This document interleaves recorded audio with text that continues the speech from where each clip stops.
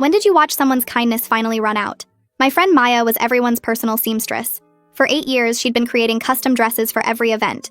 She showed up at Lisa's house at 5 a.m. the morning of her wedding when a bridesmaid dress ripped. And out of our friend group, I was the only one who insisted on paying her. At this point, everyone just expected her to appear and work her magic for free. But this year was different. Maya finally got her first Fashion Week showcase downtown after 8 years of designing and sent us all these heartfelt invitations asking us to come. Why would we go there to look at clothes on other people? Maya explained how she was showing her actual art, not alterations for clients. It's more raw, more personal. She didn't need us to buy anything. She just wanted her friends there. The opening was Friday from 7 p.m. to 9 p.m., and she'd specifically picked that date because she knew it worked for everyone's schedule.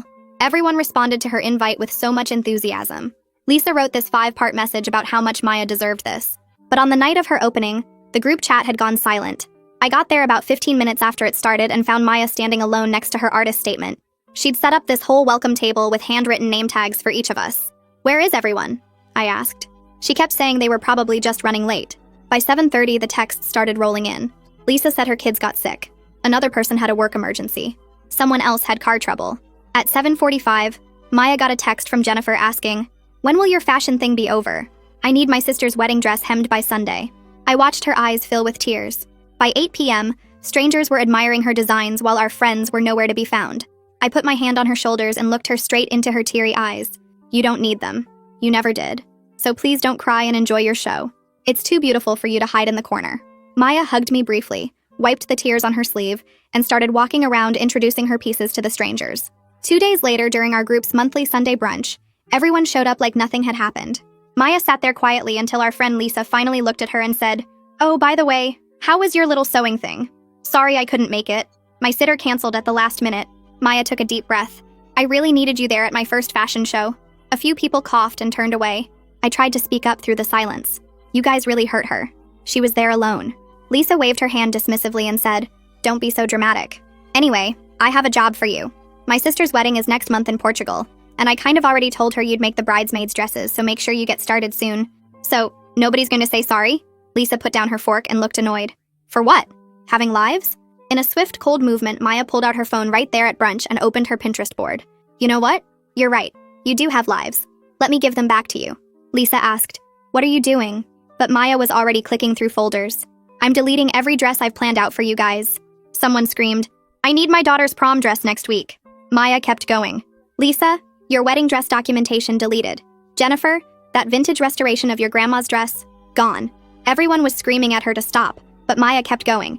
I just sipped my coffee and watched them get exactly what they deserved after using her. "If you want any custom work, my rate is $500 per hour, minimum 20 hours per dress. That's $10,000 for a wedding dress, $5,000 for alterations. I take Venmo." Then she pulled out a seam ripper from her purse. She put a 20 on the table for her coffee and walked out. Later that day, I let her take a depression nap in my bed. When she woke up, she saw she had 43 missed calls and hundreds of unread texts, all from our friend group. I walked back into my living room and saw Maya still passed out on my couch, her phone on the coffee table lighting up with a new notification every few seconds. The screen showed another dozen texts had come in just while I was in the kitchen making myself a sandwich. Maya looked more peaceful than I'd seen her in months. Her face finally relaxed without that constant worried expression she always wore around our friends. So I grabbed her phone to silence it before the constant buzzing woke her up. The preview messages on the lock screen were absolutely wild and I couldn't help, but read them even though I knew I shouldn't. Lisa had sent 12 messages in a row, starting with confusion about why Maya wasn't responding, and escalating to actual threats about suing her for breach of promise regarding her sister Bet's wedding dress that she'd already told everyone Maya would make. Jennifer had switched tactics from demanding to bargaining, offering to pay half of Maya's new rate if she'd just do this one last favor for old time's sake and finish the vintage restoration of her grandmother's dress. The unnamed friend with the daughter who needed a prom dress had gotten her mom involved, and now there were voice messages from someone's mother calling Maya selfish and ungrateful after everything the group had done for her over the years. I scrolled through more messages and saw people trying every manipulation tactic possible, from guilt trips about ruined special occasions to promises of future payment that we both knew would never happen.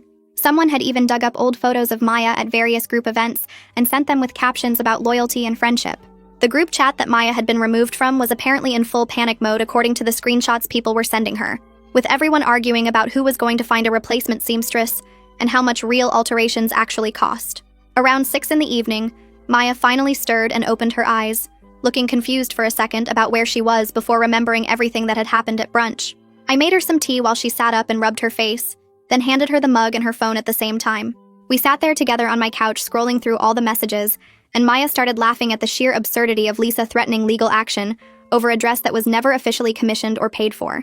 Then the laughter turned to tears as 8 years of suppressed feelings about being used and taken for granted finally came pouring out, then back to laughter when she read Jennifer's pathetic attempt at negotiation, then tears again as the emotional whiplash of the whole situation hit her.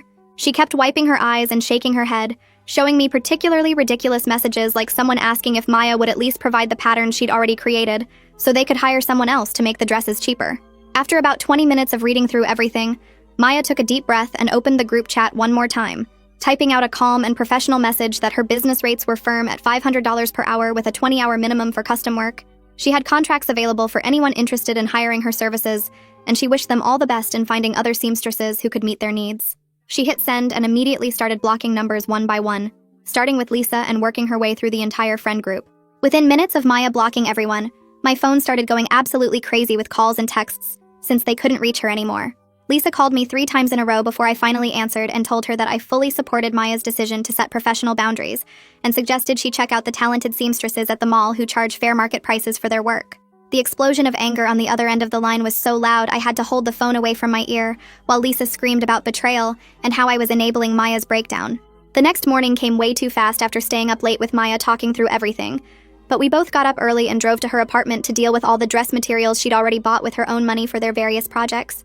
Her spare bedroom was basically a fabric warehouse with bolts of silk, satin, tulle, and lace stacked on every surface, plus boxes of buttons, zippers, thread, and other supplies she'd accumulated.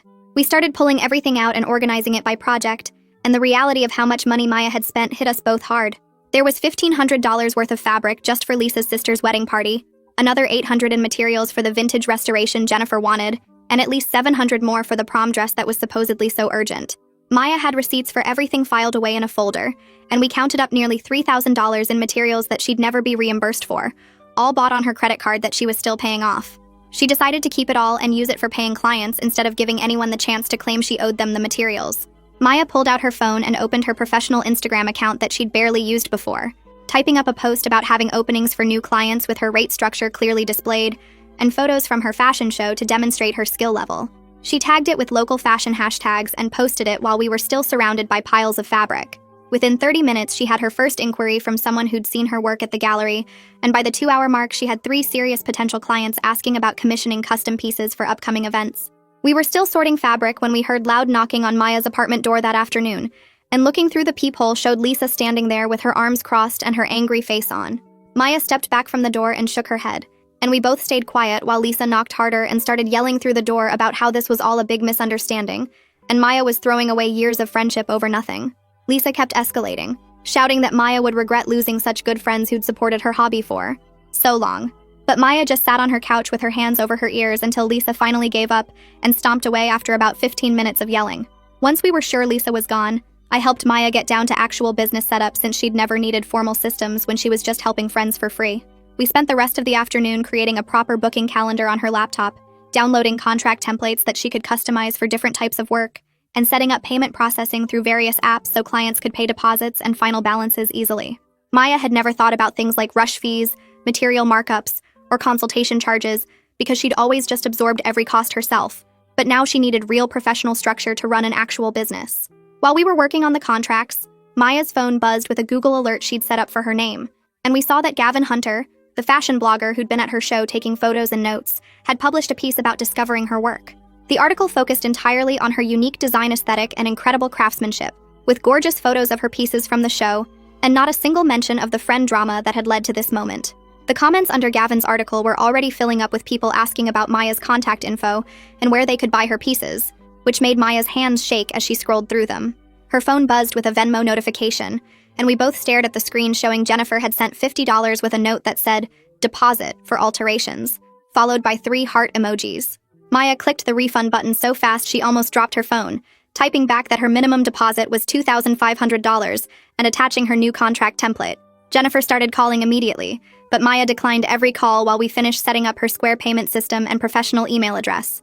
The gallery coordinator texted Maya that afternoon saying she had someone Maya absolutely needed to meet, a business mentor named Lionel Castro who helped artists turn their talent into real businesses.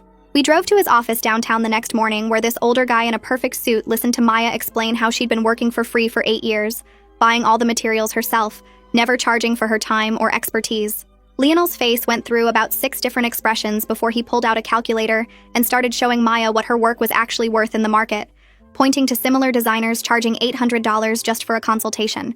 He pulled up websites of other custom designers in our city, and Maya's eyes got wider with each price list he showed her, especially when he explained that her skill level was actually above most of them, based on the photos from her show. While Lionel was printing out business planning worksheets for Maya, her phone started blowing up with Instagram notifications, because the friend with the daughter who needed the prom dress had posted a bunch of old photos of them together. The captions were all about remembering when friendship meant more than money, and missing the days when we helped each other out of love, with Maya tagged in every single one. Maya screenshotted everything without responding, creating a new folder on her phone labeled Evidence, while Lionel watched with his eyebrows raised. He told Maya this was exactly why she needed professional boundaries, and helped her draft a cease and desist template she could use if the harassment got worse. That same afternoon, Maya got an email from someone named Rosamund Emery, who owned a high-end boutique downtown, saying she'd seen Gavin's blog post and wanted to discuss carrying Maya's pieces in her store. The email was professional and specific, mentioning particular designs from the show and asking about wholesale pricing and production timelines, nothing like the demanding texts from our friend group. Maya called me immediately, and we spent an hour researching Rosamund's boutique online, finding out she carried exclusive designers and had been featured in several fashion magazines. We scheduled a meeting for 2 days later, and I went with Maya, both of us dressed professionally and carrying Maya's portfolio that we'd stayed up late organizing. Rosamund's boutique was gorgeous with exposed brick walls and carefully curated displays, each piece positioned like art rather than just clothing. She greeted us with real enthusiasm and actually knew fashion terminology, discussing construction techniques and fabric choices with Maya like they were equals. After looking through Maya's portfolio and examining the sample pieces she'd brought, Rosamund offered a consignment deal with a 60-40 split in Maya's favor, explaining that she usually did 50-50, but Maya's work deserved better terms. While we were still at the boutique discussing delivery schedules, Maya's phone lit up with texts from someone named Bet, who turned out to be Lisa's sister, the one whose wedding was supposedly ruined without Maya's help. Bet's messages started with guilt about how her special day was destroyed, but quickly turned nasty when Maya didn't respond immediately, calling her selfish and saying she'd destroyed years of friendship over money. Maya calmly sent Bet the same contract and rate sheet she'd sent everyone else, adding that she'd be happy to create custom bridesmaid dresses if Bet wanted to pay the professional rate. The response was immediate profanity that made Rosamund's eyes widen when she caught a glimpse of Maya's screen, but Maya just blocked the number and turned her attention back to our business discussion. Over the next few days, Maya started working on a new capsule collection using all the fabric she'd bought for the canceled friend projects, cutting into the expensive silk she'd bought for Lisa's sister's wedding party with zero guilt. She worked with this amazing energy I hadn't seen in years, finally creating pieces that showed her real artistic vision instead of just fixing other people's fashion emergencies.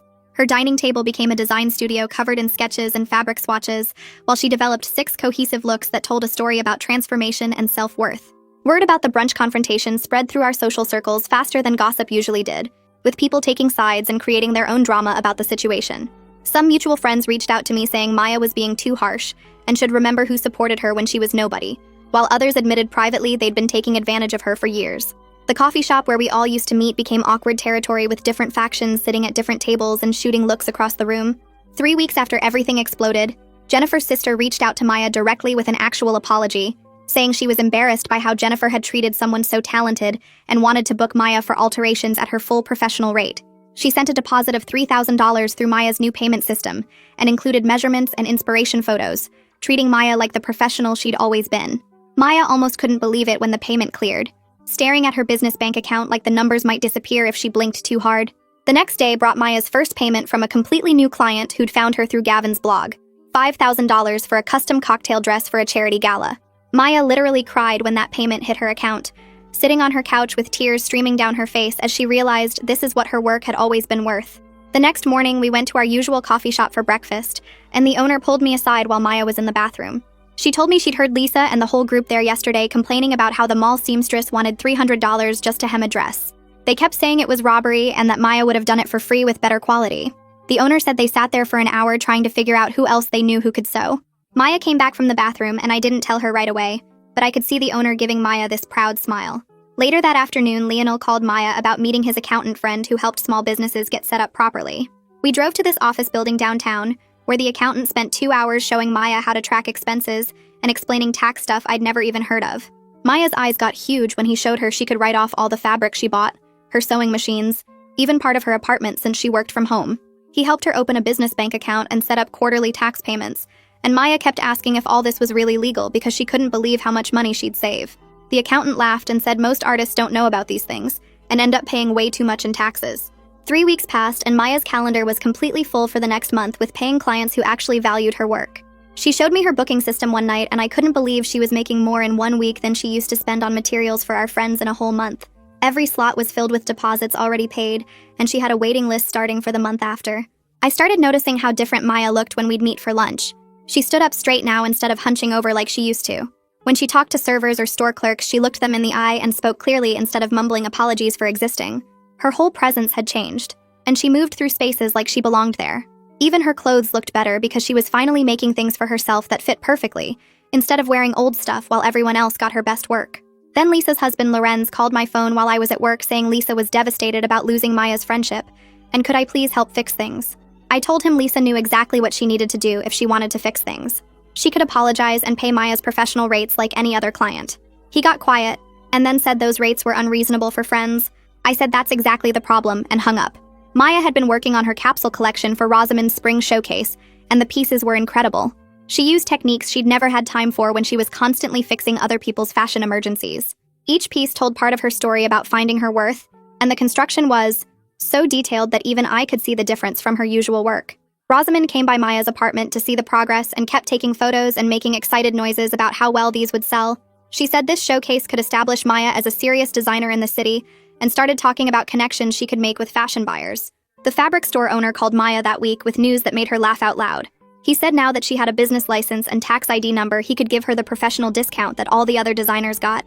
30% off everything and access to exclusive fabric lines that weren't available to regular customers. He admitted he'd always wondered how she afforded so much material, and assumed she had family money or something because she bought more than most of his professional clients. Maya calculated how much money she would have saved over 8 years with that discount, and it was enough for a car. That weekend, Jennifer showed up at my apartment door looking desperate. She wanted me to convince Maya to come back to the friend group, and kept saying Maya was being stubborn over nothing. I stood in my doorway and told her Maya hadn't gone anywhere. She was exactly where she'd always been, just with appropriate boundaries now. Jennifer tried to push past me saying she needed to explain the situation properly, but I blocked her and said Maya's rates and contact information were available if she wanted to hire her. Jennifer called me a bad friend and stomped off, but I just went back to watching my show. Maya called me the next day so excited because she'd just hired her first assistant. This fashion student from the local college had been following Maya's work online and begged for the chance to learn from her. Maya was paying her $20 an hour, which the student couldn't believe because most internships were unpaid. The student said it was more than she made at her retail job, and she was actually learning useful skills. Maya said it felt weird being someone's boss, but the student treated her with so much respect, and actually took notes when Maya explained techniques. They worked together on finishing the showcase pieces, and Maya said having an extra set of skilled hands made everything go faster. Then the gallery coordinator who'd organized Maya's first fashion show called with an invitation that made Maya scream so loud I heard it through the phone. She wanted Maya to participate in their summer showcase, but this time as a featured designer instead of just a participant. Maya would get a whole section of the gallery, professional lighting, and they'd even pay for promotional materials. Maya accepted immediately and started sketching ideas for what she could create when she was properly valued and supported. 3 weeks later, Lisa called me crying about how her sister Bet had to buy her wedding dress from Lorenz's bridal. She kept going on about how it cost $8,000 and looked nothing like what Maya would have made. I listened to her complain for about 5 minutes before telling her that was exactly what she chose when she treated Maya like free labor. Lisa hung up on me, but I didn't care because that same night, Maya and I were celebrating her first profitable month. We sat on her apartment floor with a bottle of champagne looking at her business bank account on her laptop. The number showed $15,000, and Maya kept refreshing the page like it might disappear. She pulled up her spreadsheet showing all the paying clients she'd booked, and the deposits they'd already sent. We toasted to her finally getting paid what she was worth, and she started crying happy tears. Over the next few days, some people we knew from around town started reaching out to Maya with real apologies. They admitted they'd been asking for free work too and hadn't realized how much they were taking advantage. Maya accepted their apologies but made it clear she was running a business now with set rates and contracts. One woman even booked her right away for a dress at full price. Lionel set up a dinner meeting with Maya and 3 other artists he knew who'd gone through similar situations. There was a painter who used to do free murals for friends, a photographer who did every wedding for free, and a jewelry maker who gave away custom pieces. They all shared stories about learning to value their work, and Maya took notes on everything. The photographer gave her tips on contracts, and the painter told her about tax deductions she could take. Maya left that dinner feeling less alone and more confident about her business decisions. Her Instagram started blowing up after Gavin's blog post got shared by bigger fashion accounts. She hit 10,000 followers in just 2 weeks, and the inquiries started coming from other cities. Someone in the next state wanted to fly her out for a custom wedding dress consultation. Another person offered to pay for shipping both ways if Maya would make them a coat. She raised her prices slightly, and people still kept booking. Then I heard through mutual friends that Lisa's group had tried to hire another local seamstress with their usual demands. The seamstress called Maya asking for advice because something felt off about how they approached her. Maya warned her about their pattern of expecting free work and endless revisions without payment. The seamstress thanked Maya and declined their project, telling them her rates were firm and non-negotiable. Lisa's group was apparently shocked that another seamstress wouldn't bend to their demands. Meanwhile, Maya was working on her most ambitious piece yet for Rosamond's spring showcase. She showed me the sketches and fabric samples, and it was unlike anything she'd made before. The dress had hand-beaded details that took hours per square inch, and a structure that required techniques she'd only seen in haute couture. She worked on it every evening after finishing her paid client work, finally having time to explore her artistic vision. Rosamond came by to check the progress and took photos for the boutique's social media, calling it a masterpiece in progress. I convinced Maya she needed to protect her growing brand legally, so we found a lawyer who specialized in fashion trademarks. The lawyer was impressed by Maya's portfolio and said she should have done this years ago. We spent 3 hours going through paperwork to trademark her brand name and register her signature design elements. It cost $2,000, but Maya paid it without hesitation, knowing it was an investment in her future. The lawyer also helped her update her contracts to include stronger language about design ownership and reproduction rights. That same week, the friend with the daughter who needed a prom dress posted on social media about her shopping nightmare. She'd paid $800 for rush alterations at the department store, and the dress still didn't fit right. Her daughter looked disappointed in the photos, trying to smile but clearly uncomfortable in the poorly fitted dress.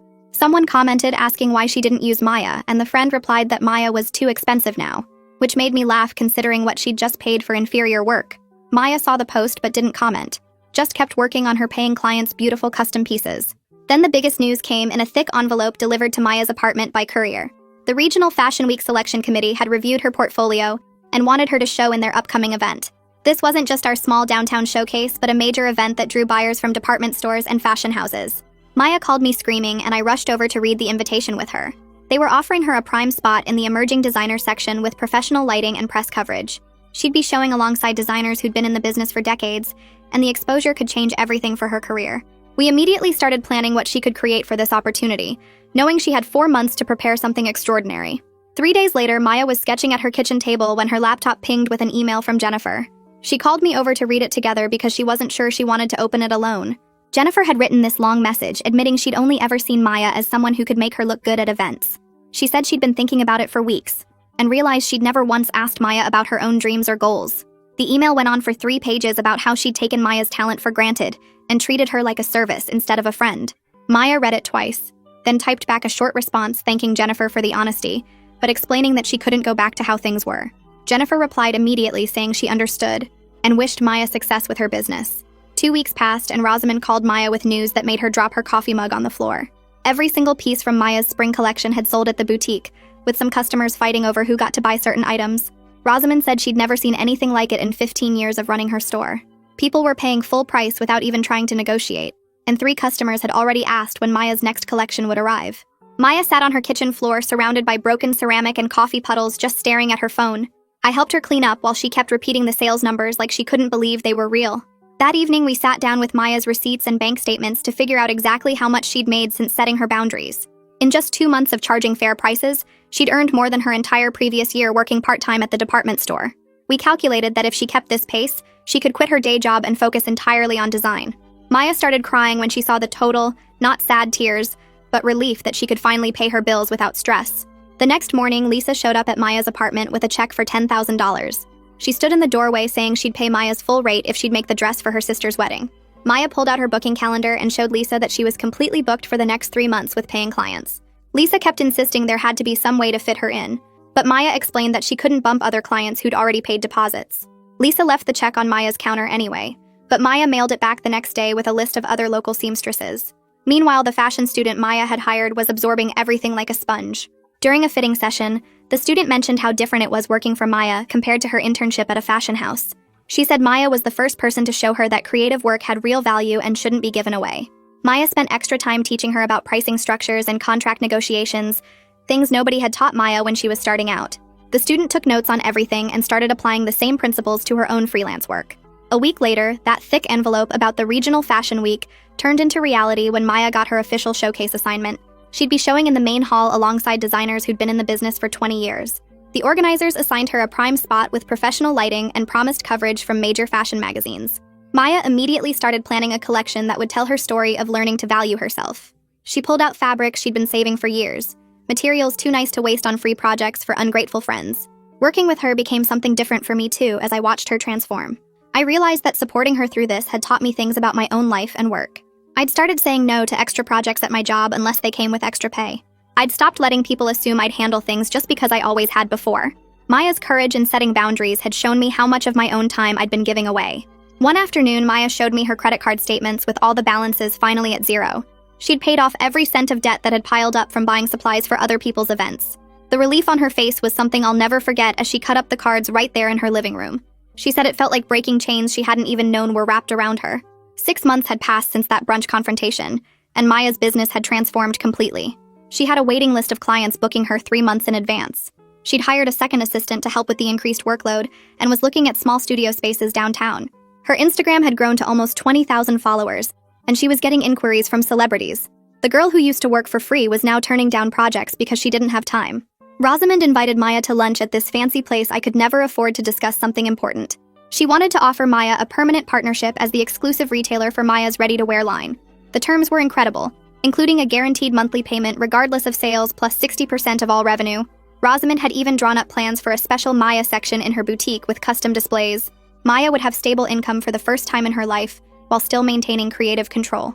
Maya signed the contract right there in Rosamond's office, and we decided to celebrate at Chez Laurent, the fancy place where our old friend group used to do special occasions. The owner, Mr. Laurent, came over to our table the moment we sat down and started shaking Maya's hand, saying he'd read about her Fashion Week success in the local paper and how proud he was to see her making it.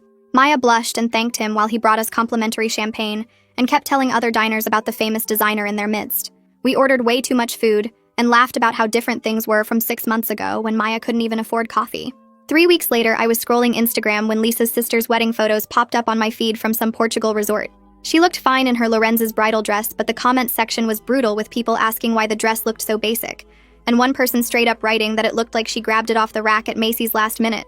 Lisa, who usually responded to every single comment on family photos, stayed completely silent on this post. The next morning, a delivery guy showed up at my apartment with a huge box from Maya's studio. Inside was the most gorgeous jacket I'd ever seen with hand-stitched details, and my initials embroidered inside the collar in this beautiful gold thread. The card attached said, "For the only friend who saw my worth before I did." And when I looked up the materials alone, I realized this jacket would sell for at least $3,000 at her current rates. I called her immediately, but she just laughed and said it was nothing compared to what I'd given her by actually being there. A few days later, I went to visit Maya at her new studio space downtown that she'd just signed the lease on. The place was filled with rolls of expensive fabric and dress forms with half-finished pieces and 2 sewing stations for her assistants. We sat on the floor surrounded by swatches of silk and velvet while she organized her latest shipment from Italy. She picked up a piece of emerald green fabric and held it up to the light, then looked at me with tears in her eyes.